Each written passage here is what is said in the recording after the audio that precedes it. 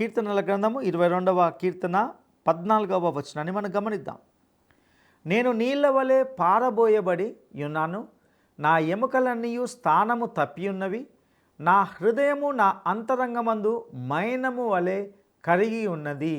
ప్రియులారా, ఈ కీర్తన వ్రాయబడినప్పుడు సిలువ వేయడం గురించి ఎవ్వరికి తెలియదని మీరు పరిగణలోకి తీసుకుంటే, సిలువ వేయడం గురించి ఈ ఖచ్చితమైన వివరణ మనకు అద్భుతంగా అనిపిస్తుంది.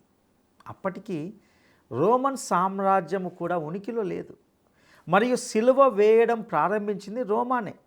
అయినప్పటికీ సిలువ వేయడం ద్వారా మరణిస్తున్న వ్యక్తి యొక్క చిత్రము ఇక్కడ మనకు స్పష్టంగా కనిపిస్తుంది.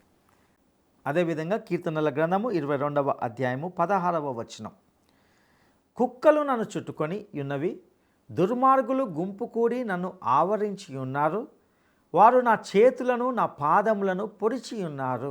ఆయన చేతులు మరియు కాళ్ళను పొడవడం అనేది సిలువ వేయడం యొక్క ఖచ్చితమైన వర్ణనగా ఉంటున్నది.